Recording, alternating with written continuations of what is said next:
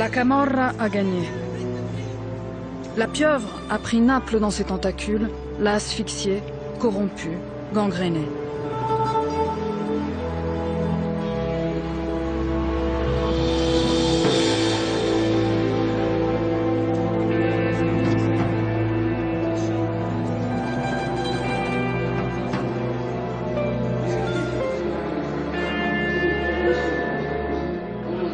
Naples est une ville envahie par la drogue, une ville en guerre.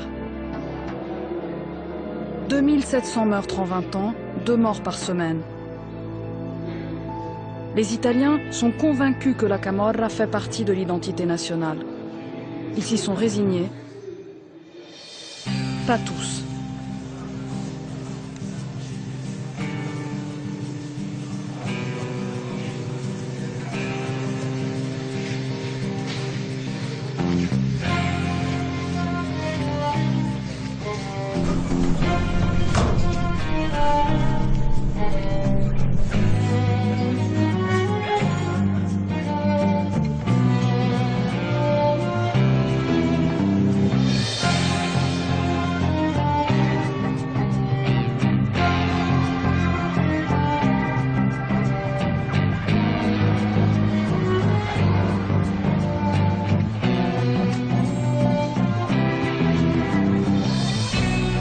En Italie, tout le monde connaît les chefs mafieux, leurs noms, leurs faits d'armes. Mais peu connaissent ceux qui, dans l'ombre, ne se résignent jamais.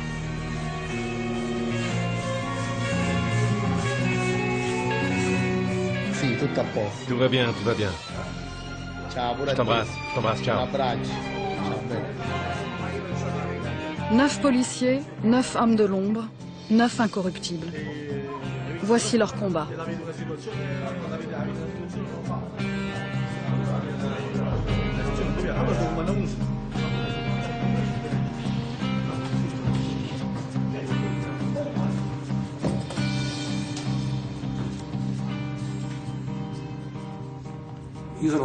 Je suis convaincu qu'on peut vaincre la Camorra. Et je pense qu'on est sur le bon chemin.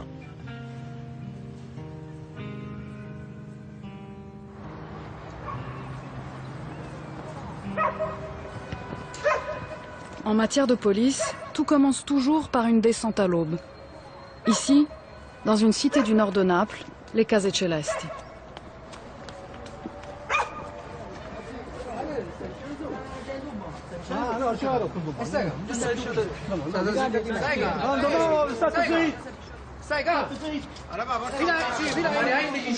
Calme-toi, calme-toi.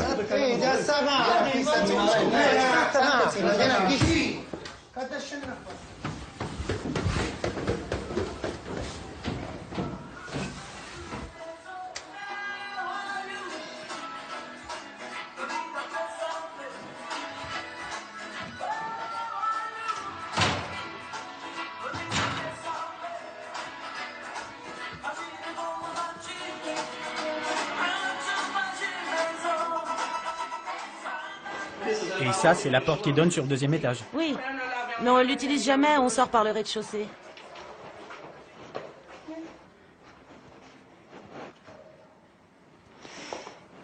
Et il faisait quoi exactement, votre père? Des petits boulots. Je sais pas exactement. Et vous, vous faites quoi dans la vie?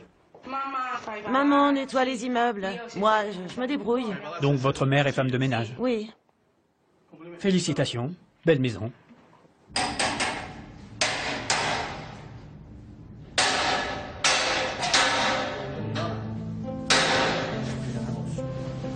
Dans les sous-sols des HLM lépreux, des portes blindées et des grillages protègent le trafic.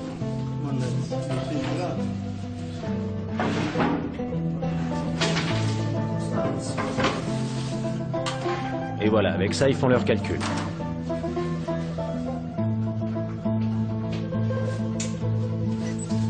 L'opération de la brigade a un objectif, repérer les hommes, cartographier les passages secrets. Peu importe si cette fois-ci, les caches sont vides.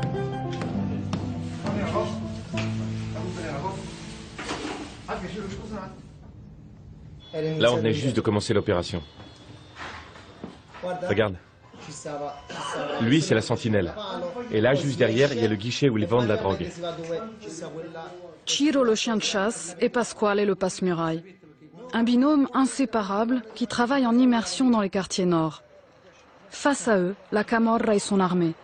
Ses généraux, ses sentinelles et le gros de ses troupes, les dealers de la rue.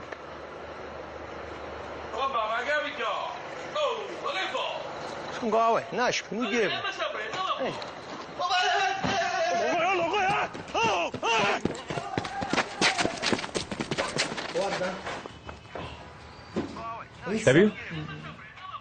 Vedi? Regarde comme il s'enfuit, lui. Eccolo, guarda. Sì, questo è quello che... Là, il vient juste de bifiler la drogue. C'est vrai qu'on le voit bien là. On le voit vraiment bien. Pour identifier les hommes du clan, la brigade a demandé l'avis d'un collègue spécialiste des Case Celesti.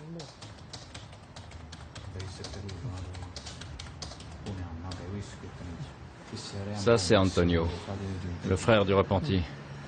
Celui qui a été assassiné le mois dernier. Alors attention, cette fille-là, elle vend de la drogue par tonne. On l'a identifiée, il faut l'ajouter au dossier. Et celui-là aussi. On l'appelle parfois le chinois, parfois le pipeau. Lui, c'est Spaghetti. Pourquoi? Peut-être parce qu'il est petit et tout sec? Et ça, c'est le berger. Entre nous, on l'appelle le chouineur. Parce que quand on l'arrête, il arrête pas de chouiner. Eh oui, quand la police l'arrête, il chouine. Mais pour vendre de la drogue, pas de problème. Ah, celui-là. Ah, celui-là, c'est Petit Papier. Sergio, le frère de Petit Papier, c'est quoi son nom déjà? Le Martien.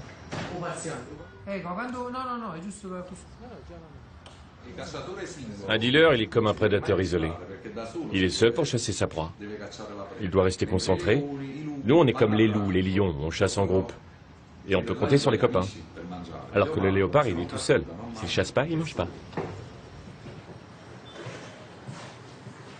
Le défilé des suspects est terminé. Une fois identifiés, Sergio choisit ceux qu'il va mettre sous surveillance.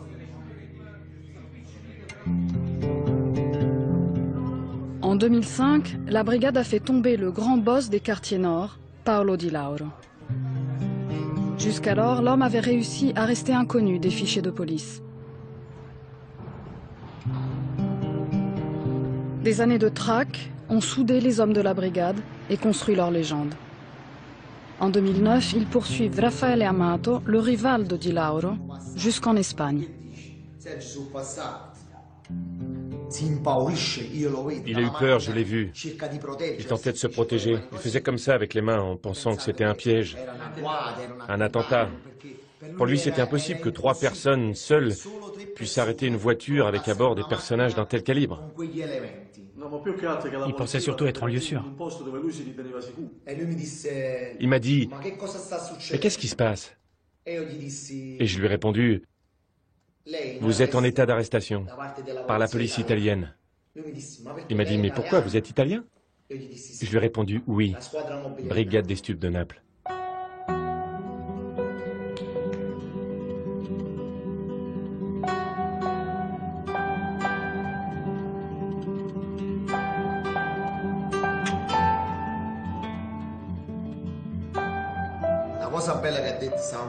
Après, dans l'avion, il s'est passé un truc drôle.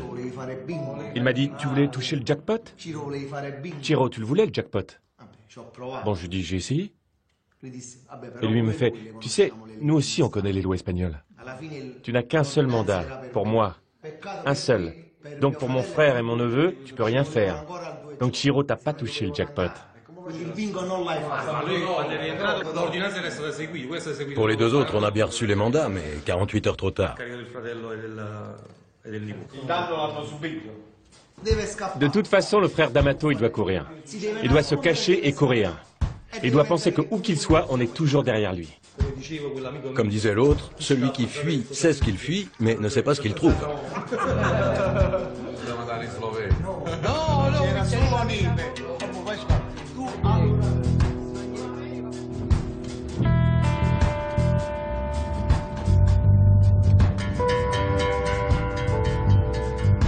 Scampia, au nord de Naples. Construit il y a 30 ans, le quartier devait symboliser le renouveau de la ville. Aujourd'hui, il compte la plus forte concentration de dealers au mètre carré en Europe. Ici, on fabrique, on teste, on distribue, on vend et on exporte. Tu peux pas venir à Scampia en te disant que tu vas juste faire un tour, comme ça, pour voir. Parce que ça peut exploser n'importe quand. À droite, là, on les a arrêtés. Ils vendent plus. C'est vrai qu'on a fait du beau boulot, hein. Super. Surtout avec la caméra cachée. Ici, par contre, ça continue. Regarde-moi ces dealers. T'as vu ça? Oui. Et tous ces toxicos. Regarde-les. Des vrais zombies.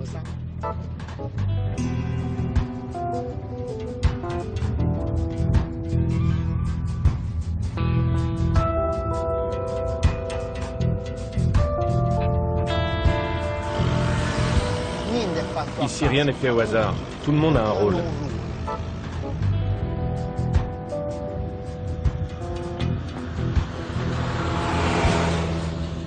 T'as vu la sentinelle? Voilà le gamin, il revient prévenir son boss. Les camoristes demandent aux petits de jouer à un endroit précis, pour les prévenir quand la police arrive. Ils passent des accords avec les mômes en leur payant l'essence de leur mobilette. Et eux n'ont plus qu'à rouler, à se balader dans le quartier.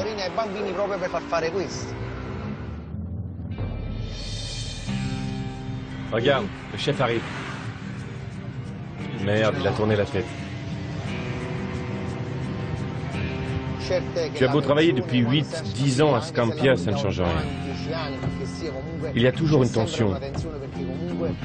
Nous, on ne doit jamais oublier qu'on travaille dans un endroit où la criminalité est supérieure à tout autre endroit de Naples.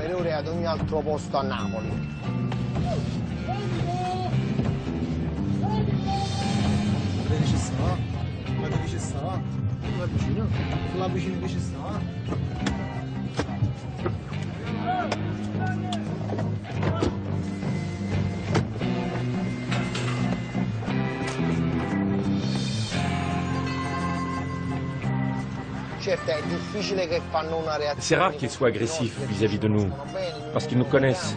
Ils savent qu'on travaille sans violence. Bien sûr, ils essaient de fuir. Ils risquent leur vie tous les jours, la prison à chaque instant. C'est ça leur vie.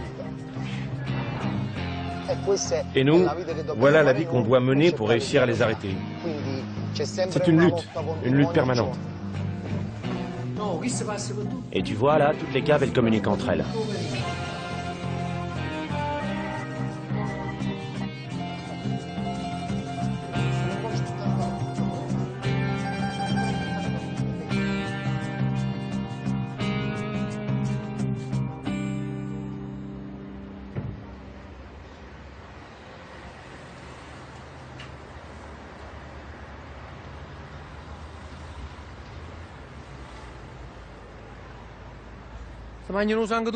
Ces mecs, ils leur sucent le sang aux toxicos.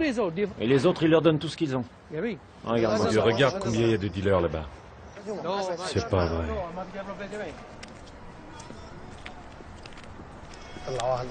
C'est une véritable armée, qu'est-ce que tu veux qu'on fasse?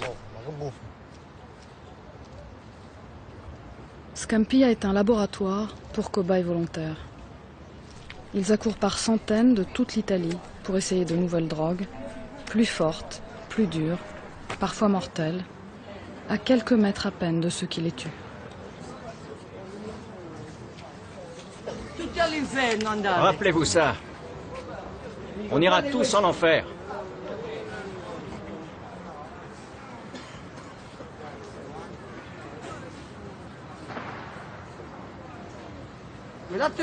L'autre jour, un mec est mort.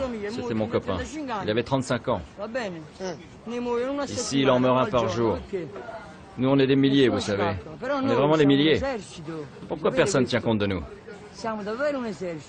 Mais t'as essayé d'arrêter? Bien sûr, j'ai essayé. Quand ça? Plusieurs fois. Allez, ciao.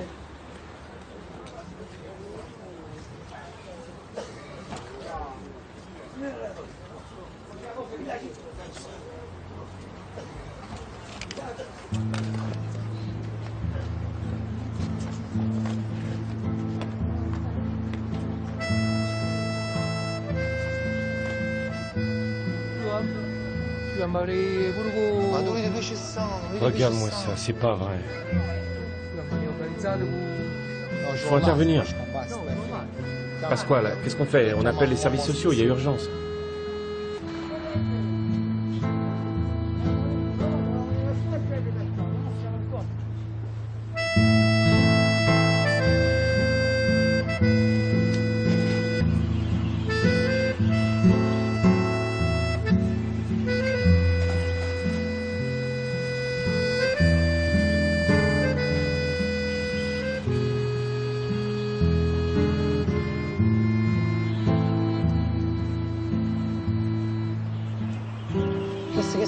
Regarde ce mec, il monte et il descend, voilà son boulot. Et ceux-là, ils patrouillent autour des immeubles.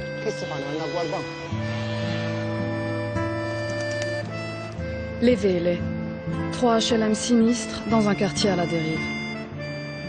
En 2005, pendant la grande guerre des clans, Sergio et ses hommes ramassaient chaque jour, au pied de ces immeubles, des corps criblés de balles. Les derniers habitants vivent chez eux, terrés, et les gosses du quartier marchent sur des seringues.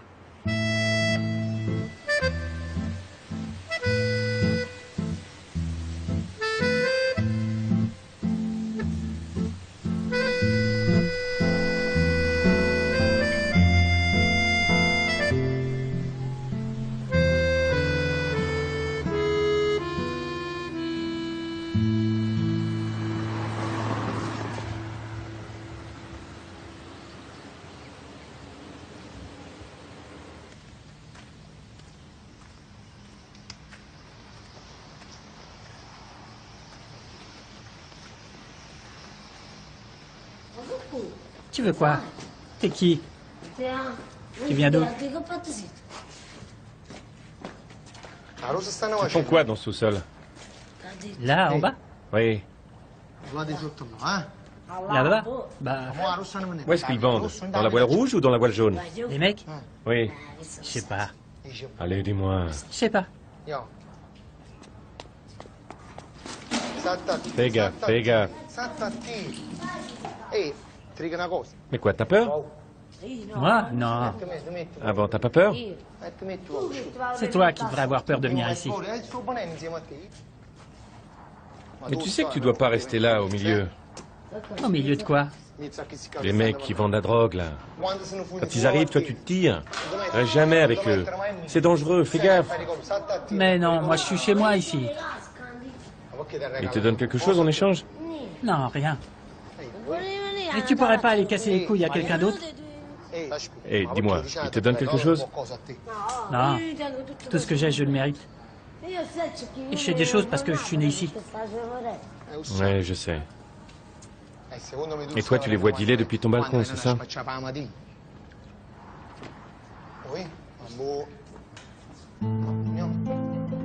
Allez, salut. Salut.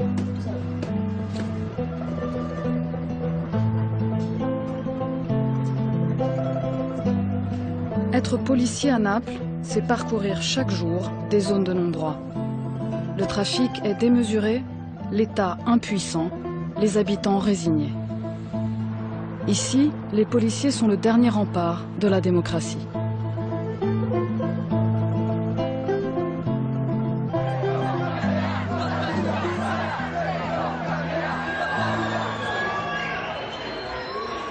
Sergio Cicerone, tu nous casses les couilles. Laisse tomber les camorristes.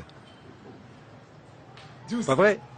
Eh ben oui, pas possible de faire le mafieux. On se fait tout de suite arrêter. Pas moyen de faire un peu de trafic de drogue sans que Sergio te mette sur écoute. Tu vas en Angleterre et t'es pris en filature. Tu vas en Espagne. Ne parlons pas d'Espagne. C'est devenu tabou pour le clan des scissionnistes. Et tout ça à cause de Sergio Cicerone. Mais il est comment ce Cicerone? Grand, costaud? Ben non, c'est un être humain normal. Eh basta, il nous fatigue ce Sergio Cicerone.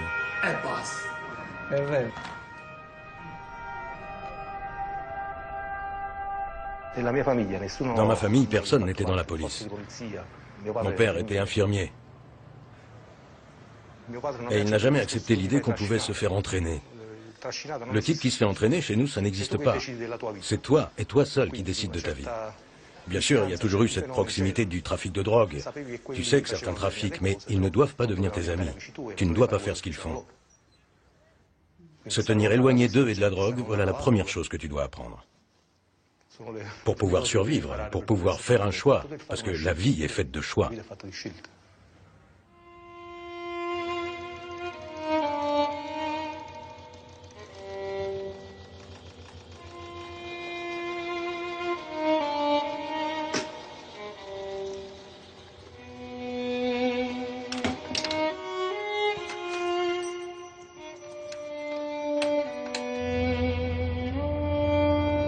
Pasquale aurait déjà dû m'appeler.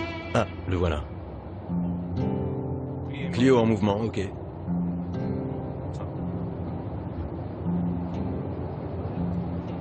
On suit une voiture qui vient de partir. Celle d'un transporteur qui doit aller chercher la drogue. Ça fait plusieurs mois qu'on le suit et on a recueilli des informations qui nous disent que la cargaison devrait se faire ce matin.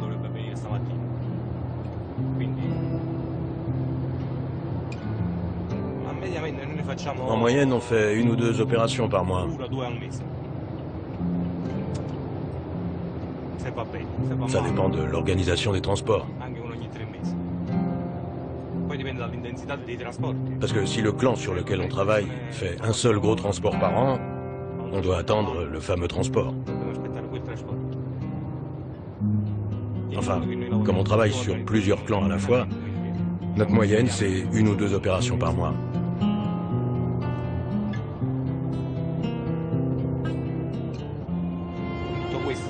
Et avec tout ça, en 48 heures, on a dormi 3 heures.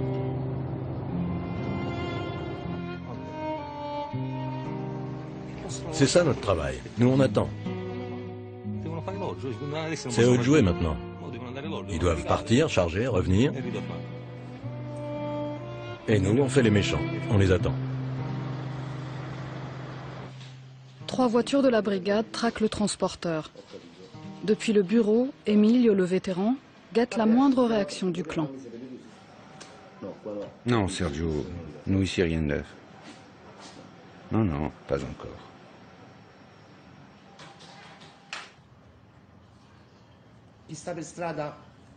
Celui qui est sur le terrain connaît bien son métier, il connaît les mouvements des dealers. Mais un imprévu peut toujours se produire et ruiner des mois d'enquête. Et dans ce cas, les écoutes téléphoniques sont vitales pour la réussite de l'opération.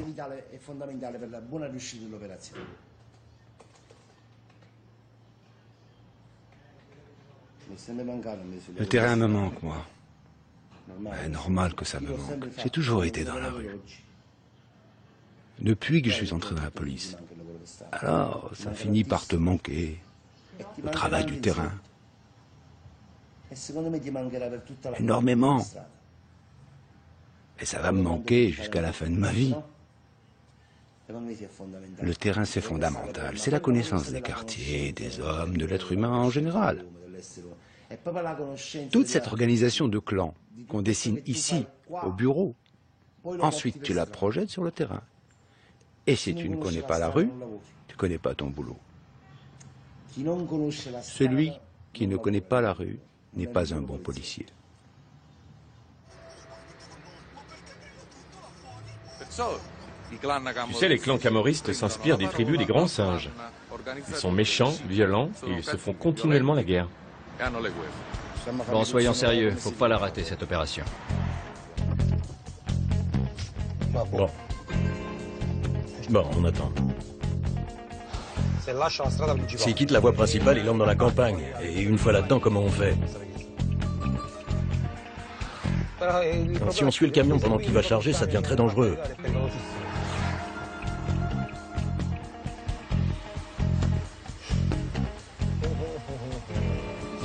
Ça paraît facile comme ça.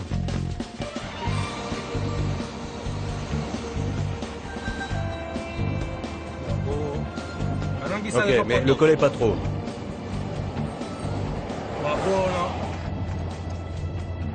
À quel kilomètre tu es?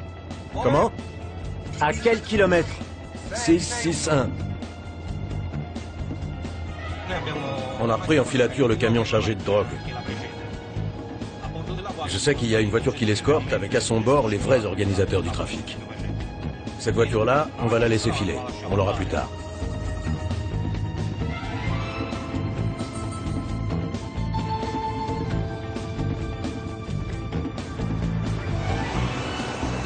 C'est bon, ils l'ont coincé.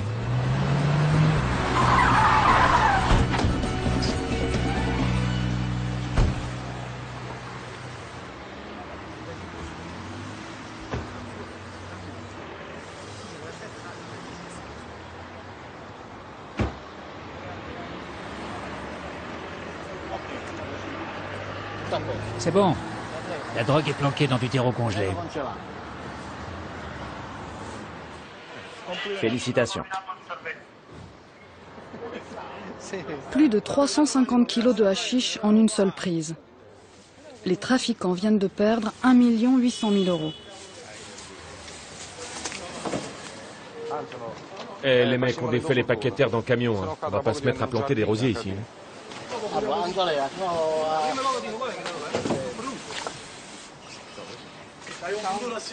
Et après, on dit qu'à Naples, il y a des ordures partout. Hé Mario, t'as un avenir dans le balayage. Tu vois ça? Ça sert à identifier le producteur. C'est son tampon, sa marque de fabrique.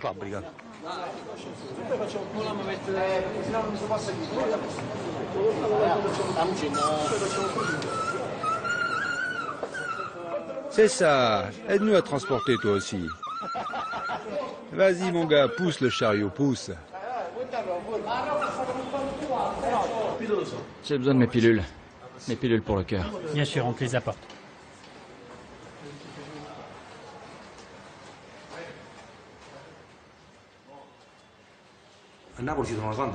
À Naples, il y a beaucoup de personnes en difficulté. Et pour la Camorra, les recruter, c'est pas compliqué. Une fois, on a arrêté une femme qui faisait le ménage dans des bureaux. Avec son salaire, elle n'arrivait pas à nourrir sa fille. Le clan lui a proposé de stocker de la drogue chez elle pour 500 € par semaine. Cette somme, elle ne la gagnait même pas en un mois. Alors, elle a accepté. Malheureusement pour elle, c'était le mauvais moment parce qu'on enquêtait et on a tout découvert tout de suite. C'est l'arrestation la plus triste de ma carrière. Parce que j'ai dû mettre en prison quelqu'un qui n'avait pas assez de pain pour sa gamine. Alors que ceux qui l'employaient roulaient en Ferrari. Ils exploitaient la misère de cette femme.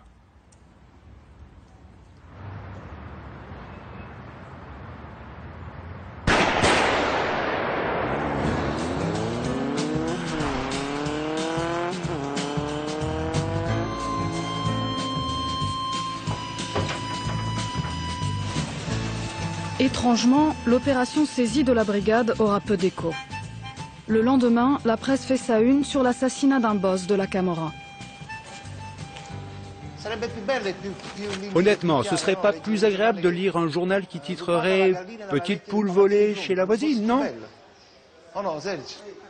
Regarde ça. Un boss décisionniste abattu. Voilà les gros titres de ce matin. Et puis des histoires de raquettes, des vols. Et ça, c'est tous les jours.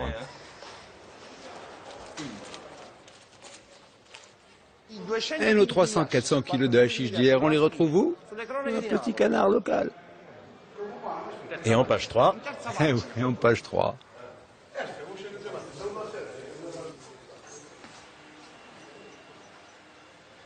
Qu'est-ce que je fous là? J'ai ma fille et mon petit-fils aux États-Unis. Je veux qu'on parte. Avec toute la famille. Là où vit ma fille, c'est magnifique. Si tranquille. Le paradis sur terre. C'est dans la banlieue d'Atlanta, à Jonesboro. Un comté. Tout est vert, plein d'arbres. Voilà ce qui me plaît. Ici, c'est la jungle. Tout est trop moche.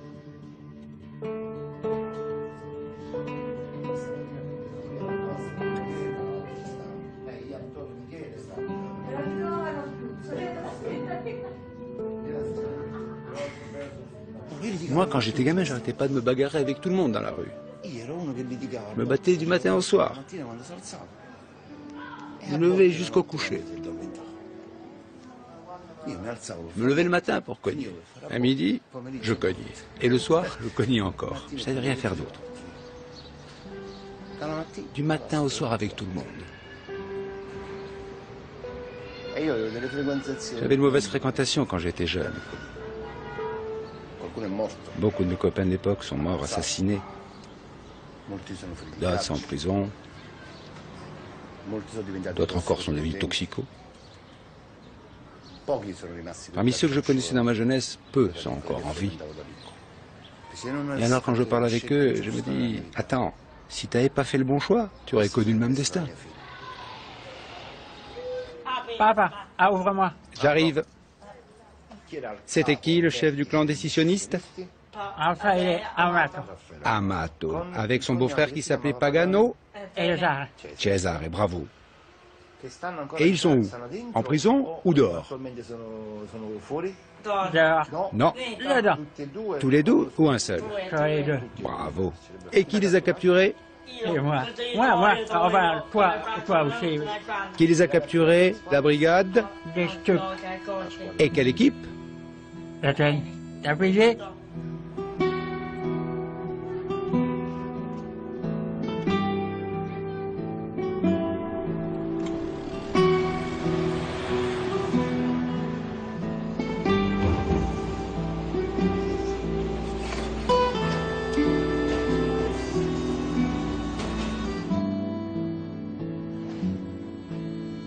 La drogue saisie par la brigade était un premier pas. Il faut maintenant démanteler la pyramide de l'organisation. En commençant par la base, les vendeurs au détail, dans leur quartier, dans leurs rues, à leurs portes.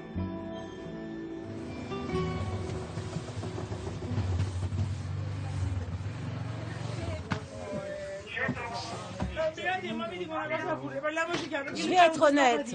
C'est vrai, il travaille pas. Mais moi, si. Vous, je sais. Mais, madame, votre frère est un grand garçon.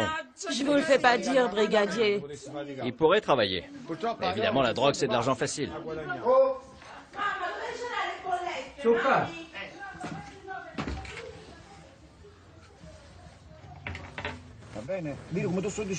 Je vais être très clair. Si t'as planqué de la dope dans la maison, tu le dis. Et on règle ça entre hommes. Si on trouve quelque chose et que tu nous as rien dit, ça veut dire que la drogue, c'est celle de ta mère, de ta sœur, et on arrête tout le monde. T'as compris? Non? Alors t'es pas un homme.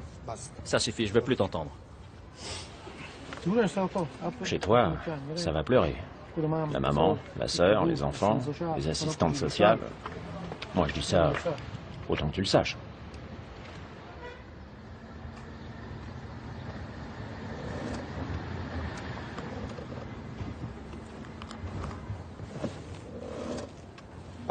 Pasquale, attends un instant.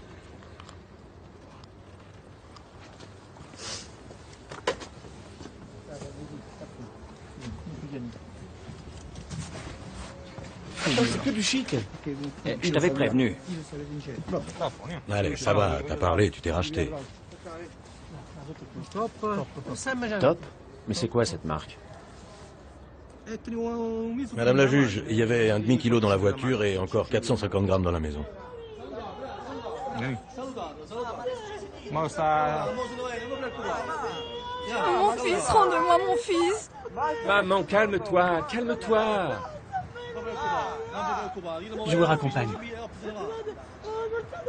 Oh, mon fils. C'est pas grand-chose. On va l'emmener au bureau. Allez, on va s'occuper de lui. Non, rendez-moi mon fils.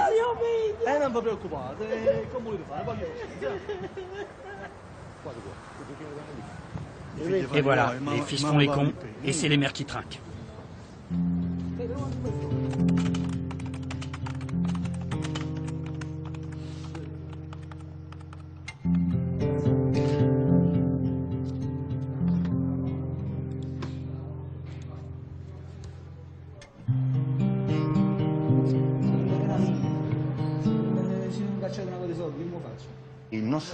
Notre travail se termine au moment où on les arrête. parce qu'on les traite bien, mieux que ce à quoi ils s'attendaient. Et ça les surprend. C'est un avantage pour nous, parce que les camorristes ont toujours la haine du policier. Et là, au contraire, quand on les revoit au tribunal ou dans la rue après, ils nous disent qu'ils n'ont pas de rancœur envers nous, parce qu'on les a bien traités. Ils disent « Non, brigadier, vous n'avez fait que votre travail. » Et ça, on n'oublie pas.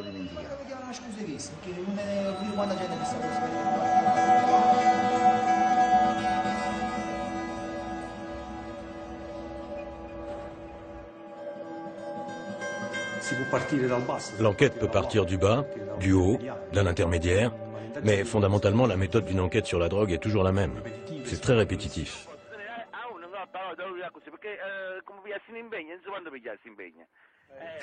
Plus tu places de gens sur écoute, plus tu identifies de personnes impliquées dans le trafic. Les écoutes téléphoniques sont comme un virus qui se répand.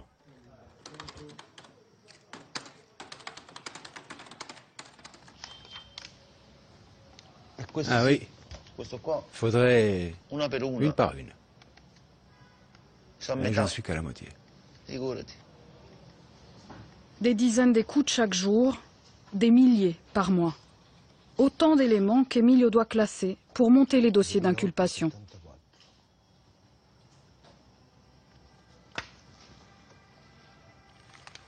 Ça, c'est la phase finale d'enquête, la phase la plus importante. Cette phase-là, c'est la plus méchante. Parce que quand tu écris le dossier, tu vois, concrètement, qui va se faire coincer? Combien d'entre eux vont aller en prison?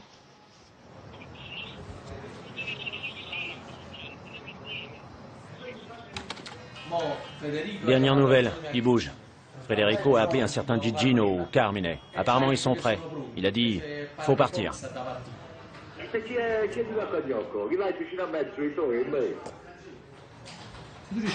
Si tu réussis à identifier ce type-là, on a tout résolu pour les 2 prochaines années. Mais c'est qui ça? Pablo Escobar?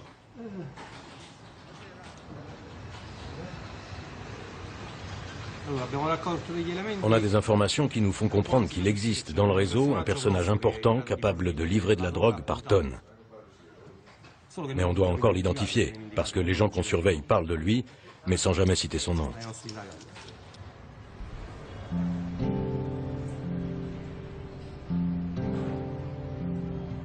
La nuit est venue et les téléphones des mafieux continuent de sonner. À l'autre bout du fil, Sergio et ses hommes notent et analysent tout. Les noms, les lieux,